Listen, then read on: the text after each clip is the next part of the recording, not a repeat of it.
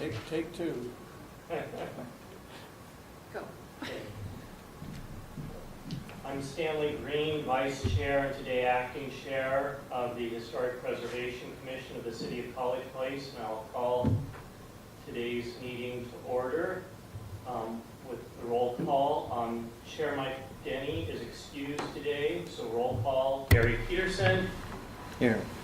Edward Kantz. Here. Carol Gottschall. Absent. Stanley Green, I'm here. Okay, so on the consent agenda, the first item is approving today's agenda. Does anybody want to change anything on today's agenda? Okay, and then the other element is approval of the minutes from the July 19 meeting. Does anybody have any comments regarding the drafted minutes from July 19? Okay, I'll accept the motion to approve the consent agenda with those two items. Good. Does anybody want to make that motion? So moved. Okay. Second. Okay, it's moved and seconded. Any discussion? Okay, all in favor? Aye. Opposed? Okay, carries unanimously. Okay, so under reports, the first item is a staff report on the demolition permit process for the Walla County Port Farmhouse. Yeah, just an update that you've all been informed that we did receive an application to demolish from the property owners. The Country Homes LLC acquired the property recently, and they have applied for a demolition permit for the structure. We're working through the process on that. I don't have anything that would, as long as they comply with all state laws regarding the process of demolition and any city ordinances, then we'll be obligated to issue that permit. And I'm not foreseeing any hiccups there, we are kind of going back and forth on whether or not they need to provide a good faith report regarding asbestos. I'm looking into what the state requirements are on lead, and there's some silt fencing that's required because there's a creek along there and things like that, but we're working through that stuff. I was out last week, so wasn't able to respond to the applicant's questions and statements about some information that I was requiring, but so that's about all I have. I have a question. Yeah. About when do they think they'll be able to start tearing it down? Do you have a date or time or? I didn't see one on, I don't recall seeing one on the application, but I'm assuming as soon as we issue it, they'll start work. When? I would assume as soon as we issue the demolition permit, yeah. they'll start work. So a week, a month, a couple of weeks? If it stands that they need to provide us with a survey, of good faith survey of whether or not there's asbestos there and possibly lead, then I don't know what their turnaround time is for somebody that's certified to do that. So. Well, I guess my only question was, if there's nothing we can really do to stop them. We don't have funds to try and preserve the building, but I wonder if there's any way we could, with that grant that you had sent the email out on, if we could, hire a professional photographer to come through and photograph the building and try to get a record of what it was like before it's gone, and if there would be enough time to do something like that. That was my question. Okay. Well, we can, the owner and the representative are right here, but we can most certainly, talk to them about that. Yeah. Because I don't think there is anything, the building's pretty worn out, all right, you know. We were just trying to put a roof on it to preserve it longer, and, Yeah. Yeah, I was thinking the exact same thing. If there's any way we can arrange to get photographic documentation of the structure before it's demolished, I think that would have historical value. They have, I think Steve Wheeler, the park manager, took some photos of it, and he actually had it put into a bound book. Oh. I don't know if he could have copies of that made, but it might be nice to have a professional photographer, you know, get in there as well. But so that's an Yeah. option. One other thing that I had thrown out to Mike Rizzatello is we're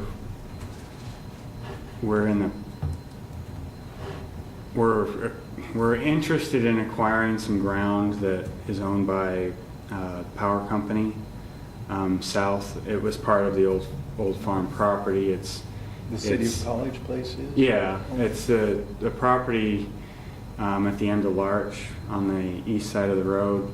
On the There's a triangle portion of shape? Stone Creek, yeah. And Pacific Power owns it, and they acquired it from the state of Washington to put I think I want to need a booster station there of some sort.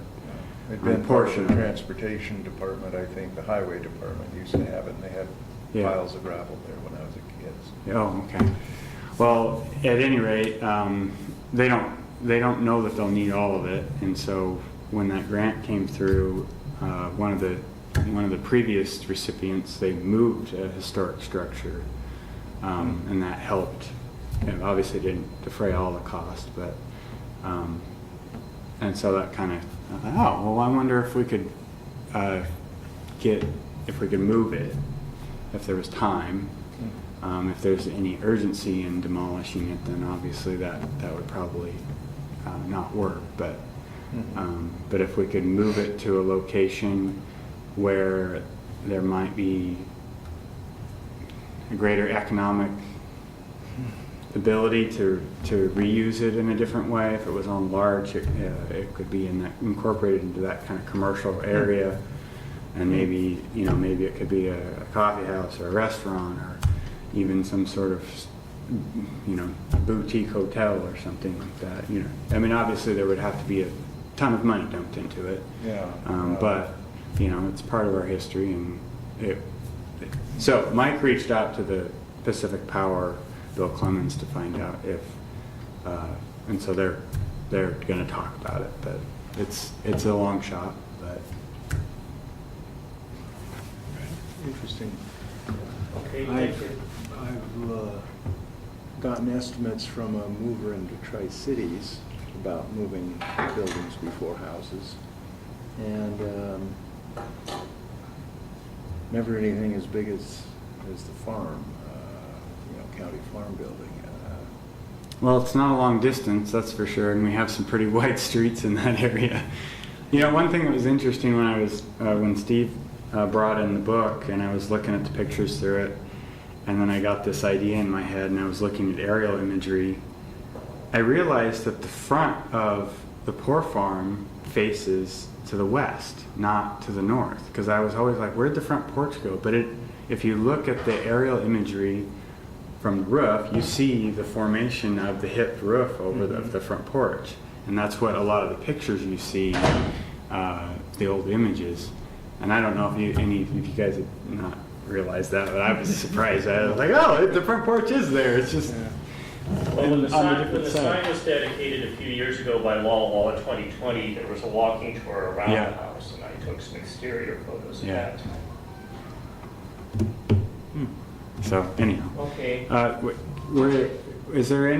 where were we at with the application that we were working on? Well, it didn't get very far, so, Okay. unless there is some chance of being able to move it, it seems like a moot point at this moment. Yeah. So, okay. Any more questions or comments about the Poor Farmhouse for now? Okay, thanks. So we've discussed demolition by neglect ordinances, and Carolyn, would you be able to show that PowerPoint PDF set? Yeah, that. So when I was at the Historic Preservation Conference in Port Townsend in April, I learned that Tacoma had done work on this. Yeah, could you scroll down, please? And so I found this. This is kind of a good summary of the process Tacoma went through, and it was prompted by an historically significant building from the 1880s. I think it was the only building on the West Coast by a particularly famous architectural firm from Chicago that was neglected by the owner, and eventually it actually got to where there was a danger of the brick walls collapsing onto the street, and it had to be demolished. And then, not long after that, the historic Old City Hall of Tacoma, which was at the time in private ownership, was facing some serious deterioration, and the city decided it didn't want to lose two historic 19th century buildings.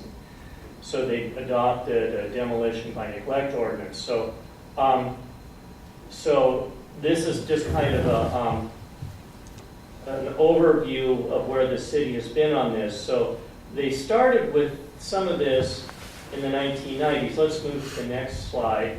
And based it on some of their existing ordinances, including their historic property maintenance code, particularly resulting from some of these issues. And it's, so like it says here, it's limited in scope. Let's move to the next one. And it favors proactive communication with the property owners. It defines different kinds of neglect, lack of weather protection, cracking or crumbling masonry, deteriorating character, defining features. It does not require corrections for elements that were appropriate to the time of construction, so it doesn't require something to be, have elements that would be considered appropriate in modern times, of course. And also normal aging that doesn't pose a threat to the integrity of the structure is not something that has to be corrected. Okay, let's move on to the next one.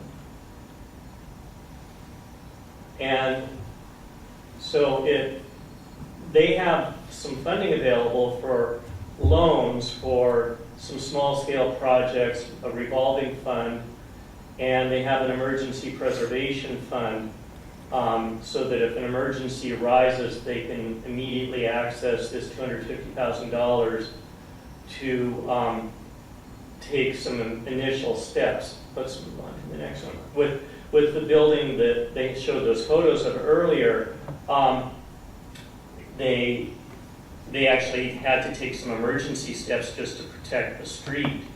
It became such a serious situation.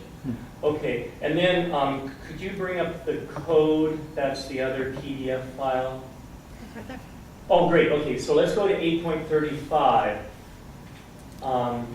which is quite a ways down.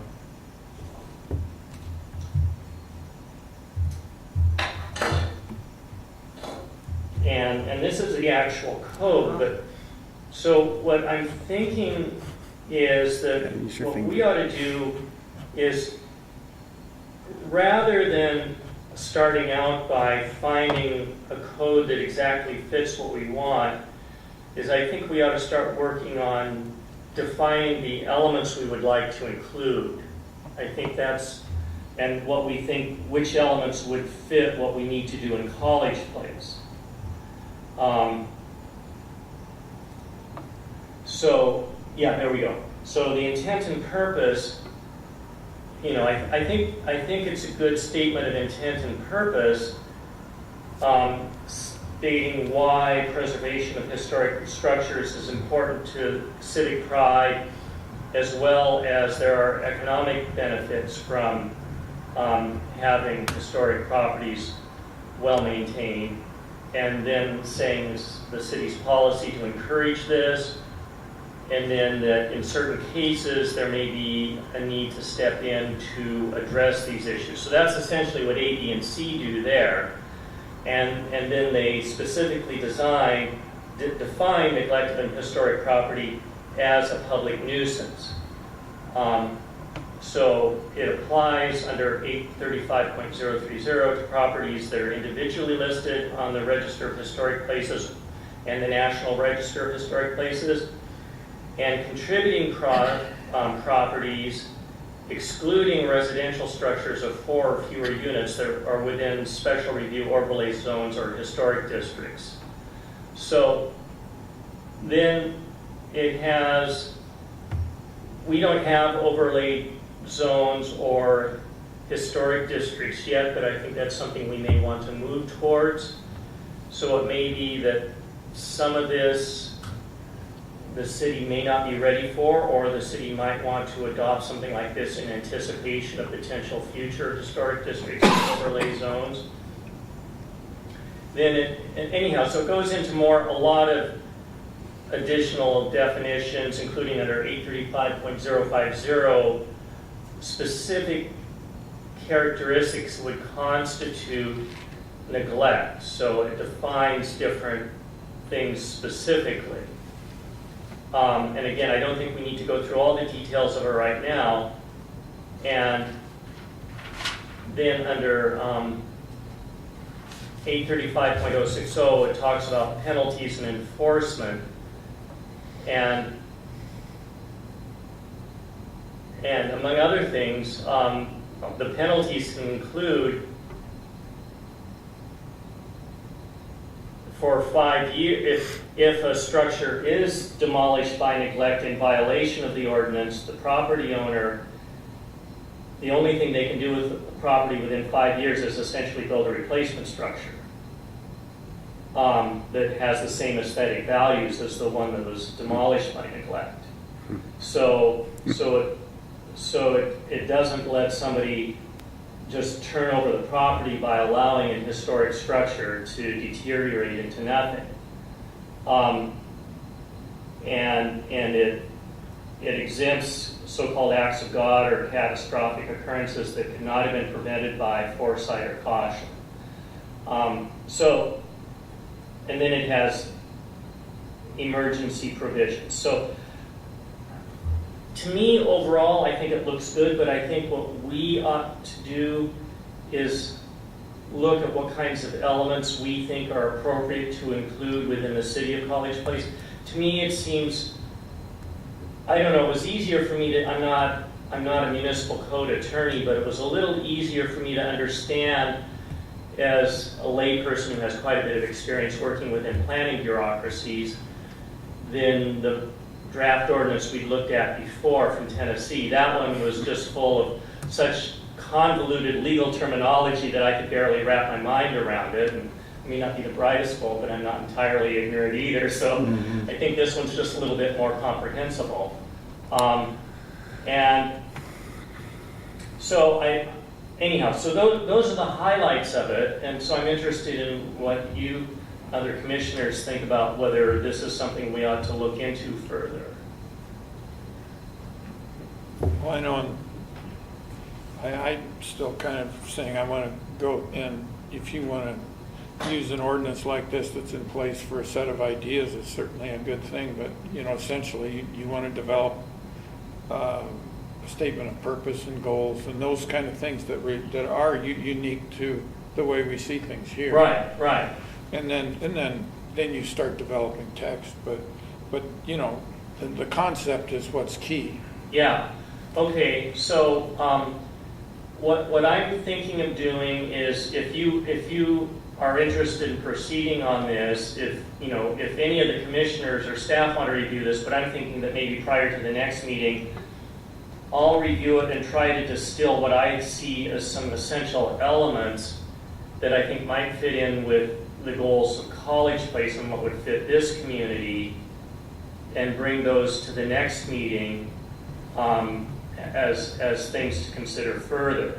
And again, if anyone else wants to contribute to that process, I'd be happy to have them do that. How do you folks feel about that? That's fine. But you gotta start somewhere.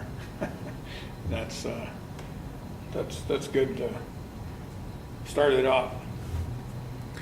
I do like that this is an ordinance from a Washington state city, so it's been through the review of an attorney that practices here, I'm sure.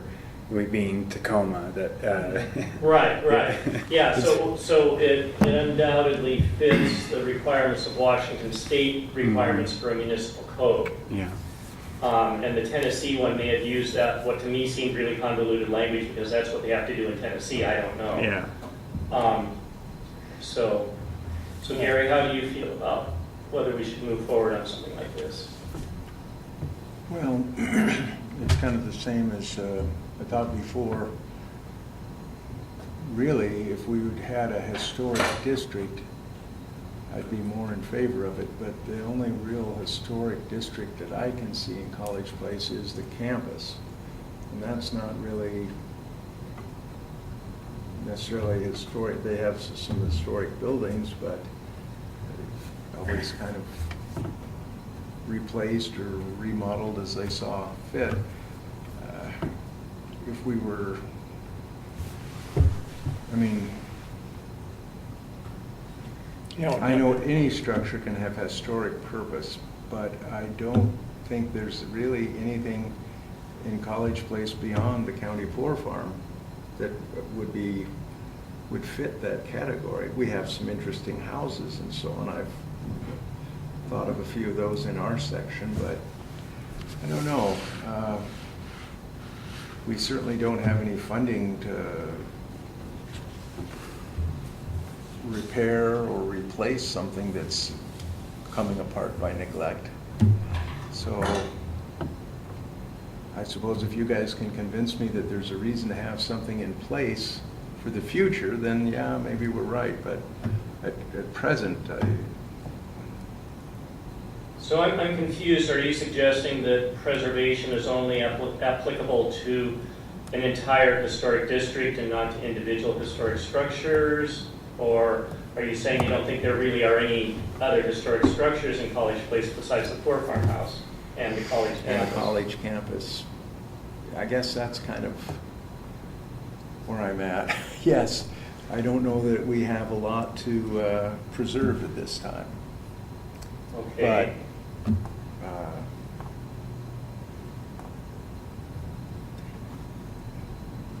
I would be more than happy to meet before the next meeting and go through this with you line by line, highlighting what there might be that we could use. Okay. But just in what I can, see here, I'm thinking, what would we use this to save?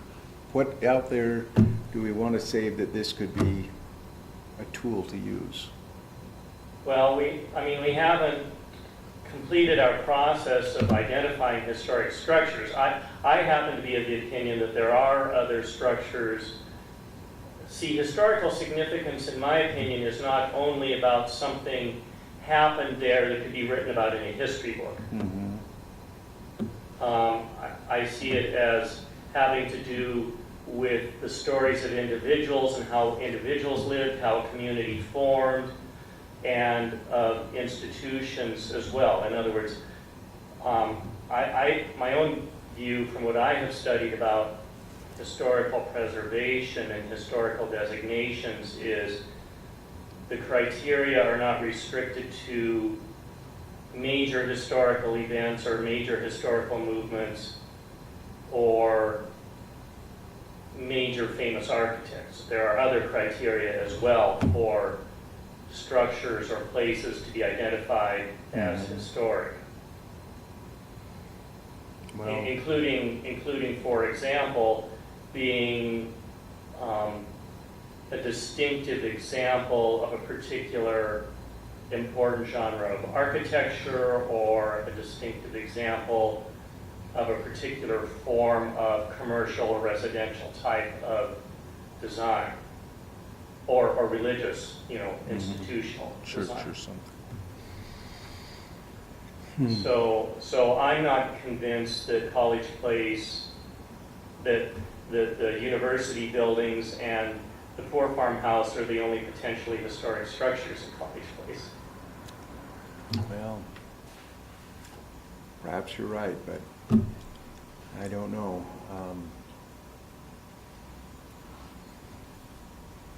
I think that to be able to save something or to repurpose something is very worthy, but it has to,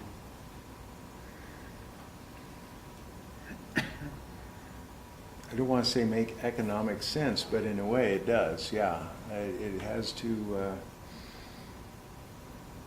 we can't just say, well, this has got to be preserved and that one has got to be preserved, especially if we aren't providing any kind of fund or incentive to the owner.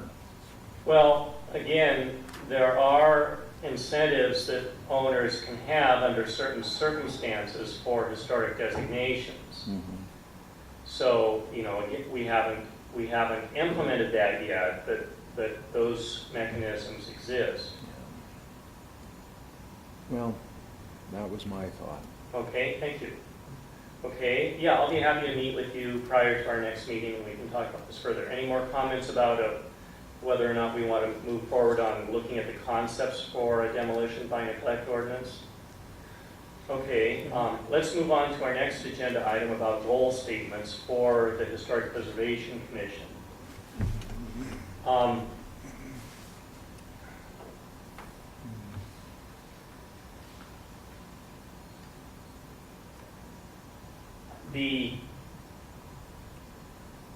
In broad terms, I see the goals of the commission as identifying historic structures and places, and working with the community and property owners to find ways to preserve and tell the stories of these historic places, and to, in the broader community, get the word out that this is something that is an asset within the community and for the community. I see those as really broad goals for the commission. I don't see the commission as, the commission is not about telling anybody what they have to do, but rather in working with the community to identify the assets of the community and finding more effective ways to enhance the value of those assets to the entire community, including the property owners and the community at large. So that's kind of how I see a broad vision of the HPC. I was wondering what thoughts either of you might have. I don't know, I think just as you said, you're trying to lead out an identification, which is, that's just general promotion, I guess you'd say, and then when there's a process identified to actually make the designation, and then when work needs to be done, then of course then you try and help it along and introduce people to what a historic, what you can and can't do. It's some of it just would be code compliance, kind of options that you have as a historic building, and then maybe help them with identifying how you implement. That'd be good. Okay. I know in Walla Walla with 2020, I don't know if they go outside of the city limits of Walla Walla when they put up a plaque or encourage the owner to recognize that they have a house at... Yeah, they came to College Place. They did. Yeah, that's how the signage got put up in For the cemetery. poor farm. I guess what I was Walla thinking... 2020 doesn't restrict itself to the city of College Place. Yeah. Well, I just know I can't think of any house in College Place that I've seen where there's some sort of a plaque that gives the name of the first person who built the house, what year it was built, or anything like that. But there are a number in Walla Walla that Right. way. And so maybe as part of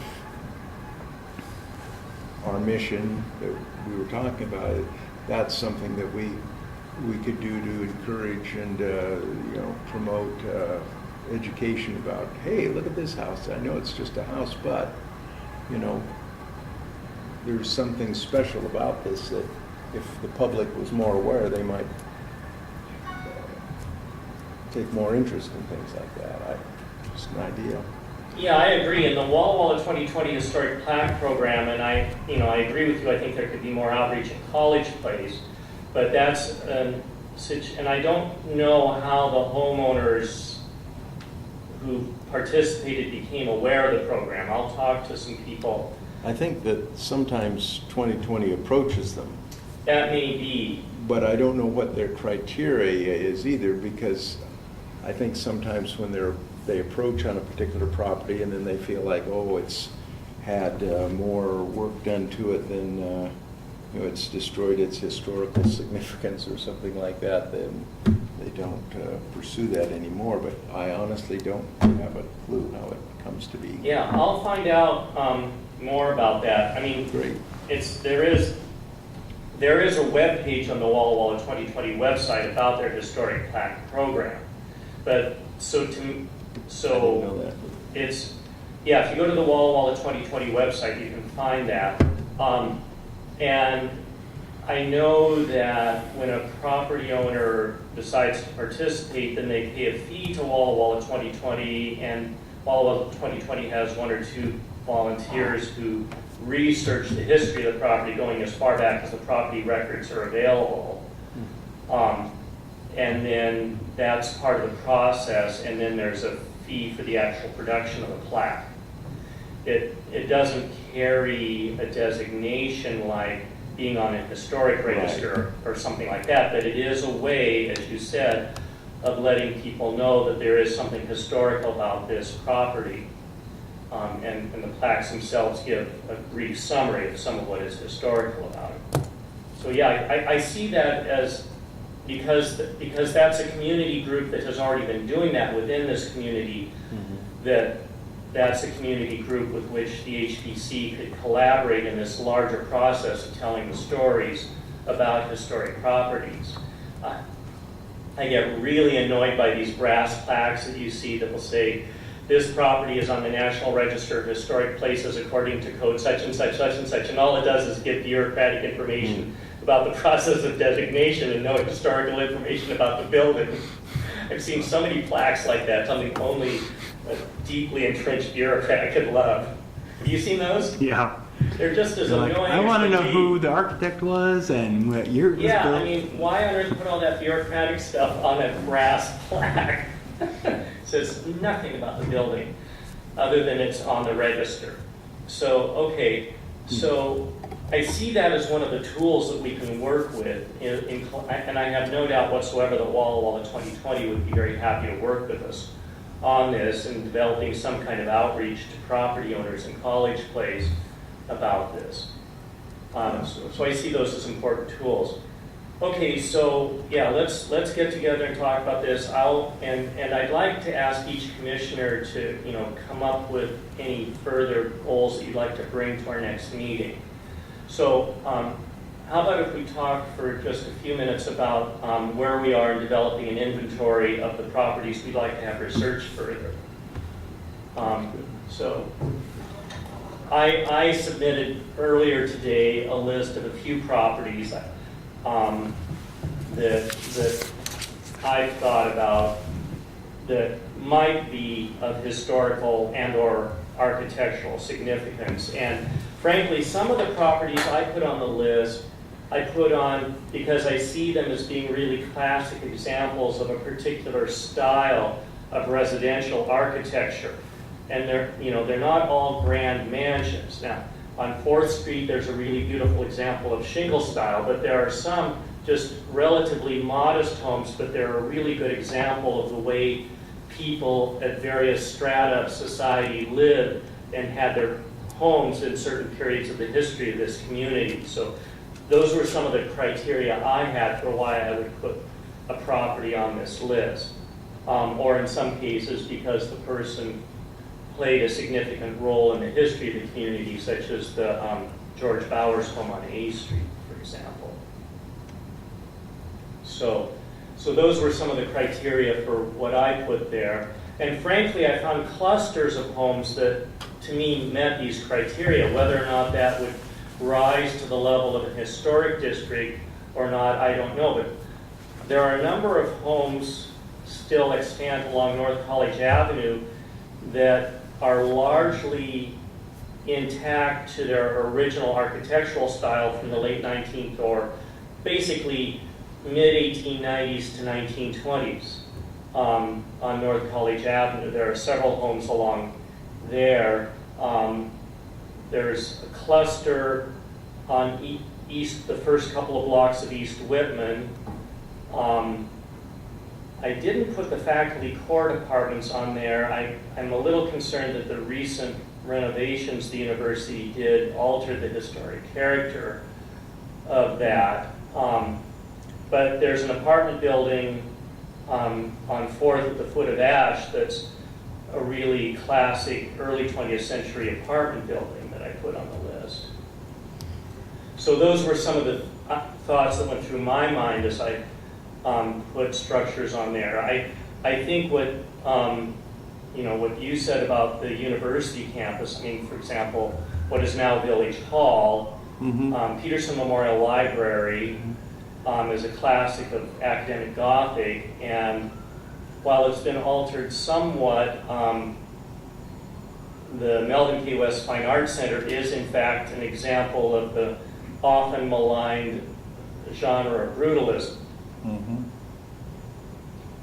It's kind of funny it got built. But I think just a building that is original, I think that's got to be one of the base core concepts on anything that gets gets designated. Listed as being historical is that it be original. Originality. I mean, when people you start adding and subtracting and basically just maintained would be the best history for any building. And Village Hall with its stained glass and other elements has really not been altered much since it was built around 1920. And I kind of feel like, approaching the college or the university with just saying that, we would like to get that some of these structures, you'd like them identified as historic structures. I don't have a problem with that. Is there a way that this project for which we got the funding can do that? Just have the consultant meet with, research some of the university buildings and then possibly meet with some university officials? Well, if you guys have specific buildings that you want identified, then we should identify those, and we'll have the research done, and then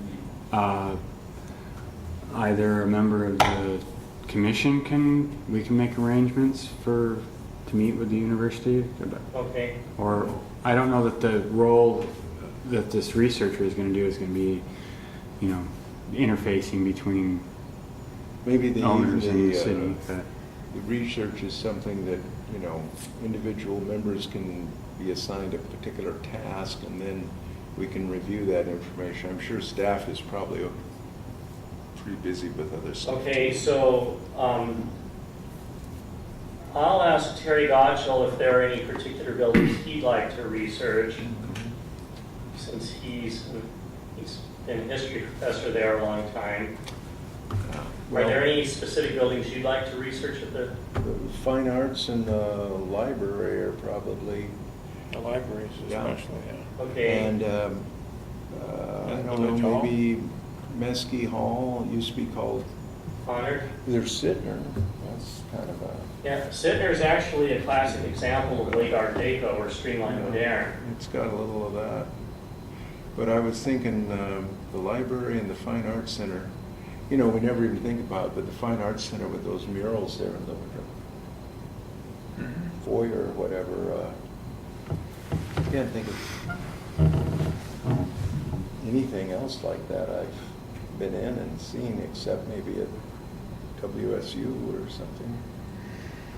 I don't even know if the murals they had in their art building were permanent or just part of a, So anything that's on this list will be evaluated for research. Okay. and the fact that they're buildings that are being used and, functioning, that's probably a So- good thing, gives a better chance of building up goodwill and keeping the building going. So with for example, a concern I have about the Melvin Key West Fine Arts Center is that there was a modification when the Clyde and Mary Harris Gallery was installed. And I don't know whether that modification would be enough to knock it out of historical status. I And, think it was- and is that something that the researcher would be able to look into? Mm-hmm. Okay, all right. Interesting. You know what I'm talking about, because where the Harris Gallery is now actually open to the outdoors originally, and so the exterior wall was moved out in essence Yeah, to where it is now. And that may have been part of the original plan for the building, I just don't know. that would be interesting to look into because it occurred, The Harris almost Gallery the was built in same. the 1970s, I believe, yeah, and the rest of the building was what, 66, 67? something like that, yeah. I wouldn't be, my understanding was that it was part of the original plan and the college couldn't afford it, and then the Harrises stepped forward and said, well, here, Yeah, so that's how their name came to be so on in it. which case that modification Yeah. arguably would be part of the historic fabric or historic intent of the structure. Okay, These are interesting here on the list. I understand the Voorhees one. I'm curious, on the one that Kettleson owns there at 105 Southeast 12th. That and the one across the street, what makes those interesting? I don't know, I'm not the one who nominated. I think some of those came from Say from Terry. Oh, Terry or I just And he may wondered, know some of the history of those structures. maybe there's something there. I just was going, 1825 South College Avenue. I was just taking notes. Yeah, these are all things that would be fun to have a, work session about as we add them to our list or discuss adding them to our list. Okay, so, well, I'll submit a list of some wall U buildings that I think warrant research. And The powerhouse. yeah, I think that's a good question. I think it may have been altered a lot, but, So let's continue to develop this list, send Carolyn properties that you want on there, and then maybe once we have a complete list, or let's shoot for 100, Oh, yeah. and then maybe you can have a work session And window it. in addition to this meeting or something where you guys you sit in front How of the many people computer, can you pull up the parcel information, you look at the picture, and you guys as a group can decide which ones to pull out, and which, because we're working with about 60 is the max for research that the grant will get us. I was a little wondering, are we limited to how many people can do on a work session? I mean, if we're all together, is that As long as constitute an illegal meeting? as long as it's we put it out on our reader board when the work session's going to be, it's open to the public. Oh, then that's no so the problem. entire commission can participate in the work session. Mhm. Yeah, No okay. decision. I mean, no, you're not this. We don't make any decision. I mean, till we have a meeting anyway. you're making a final list, but you're not voting on it. I mean, it's not a. We're not. You're not taking there's no action on it. policy. There's no legislative You're not making a action. policy, right? Okay, all right, anything, so let's continue to come up with ideas for the list, and then we'll look at getting a work session. Do we have a time frame of when the consultant might actually hit the ground? We still have, to my knowledge, we haven't officially been awarded, Okay, so so it's probably a few months away. maybe a few months away. It could happen quicker than that. Okay. Yeah, I mean, it probably is a few months away because we have to put out an RFP, Yeah, or yeah. RFQ, excuse me. So Government procedures happen Yeah. quickly is something I No. have a hard time wrapping my mind around. it doesn't. So, okay, so the next meeting is scheduled for September 20, Thursday, 4 p.m. here. I have a procedural question. Should the agenda include a specific public comment period? Some public meetings require at the beginning of the meeting or at the end of the meeting, there's a public comment period. We can look into that. I don't know Okay. that you're required to do so. Okay, Well, one of the things too, I think that depended on the nature of the meeting. In other words, if someone is going, like a council meeting or something like that, I mean, that's a legislative body. And so this is kind of advisory. I'm not saying that we don't make decisions, but I mean, In all the years that I've been managing or running the planning commission, which is similar, they're a recommending body, we've never had a public comment period unless we were holding a public hearing. oh, okay. And then the people are there and they can comment. Yeah. this is just, I'm not speaking as acting chair now, I'm speaking just my own personal bias. My personal bias about any level of governmental entity that being open to public input, as long as it doesn't get to the extent that it's disruptive, is a good thing. That's my own personal bias.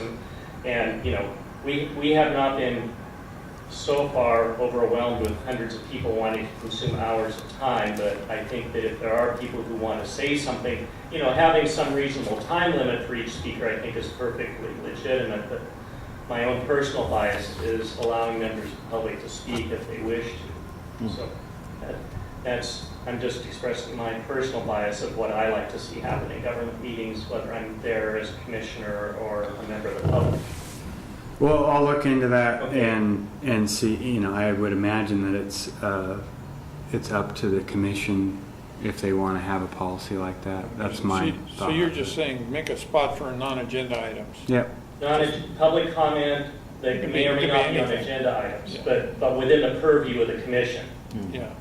So like if there's something that we haven't brought up that some member of the public is concerned about, or there's something we talked about that they're concerned about, they would have a chance to speak. I don't think there's anything that would prohibit us from putting that on the agenda, would there? I don't think that there would be, but I'll look at the. Okay, so how do you Robert's rules two of feel order. about including something like that? No, I would It's be fine okay, with that. but I would just say in general, just non-agenda item, just if there's something that's not on the. At the very end, anybody, whether they're non-agenda item, in new or out of the business. committee, whether they're on the commission or people that took the trouble to show up, that's fine. If we had a room full of people and it came to 5 o'clock, I'd say, well, we'd continue on as long as the room was available. Okay, well, yeah, let's look into whether we can include something like that. I have a bias in favor of openness in that respect. Okay, anything that anybody wants to have on the next agenda that we haven't discussed? Well, what would be a good time can the three of us or just No, I think me? only two of us can meet outside the work session, is that correct? Right. Okay, so let's you and I talk privately about what would work for that. Because I'd like to be able to, yeah, Okay. might as well do it. All right, okay, so our next meeting is scheduled for September 24 p.m.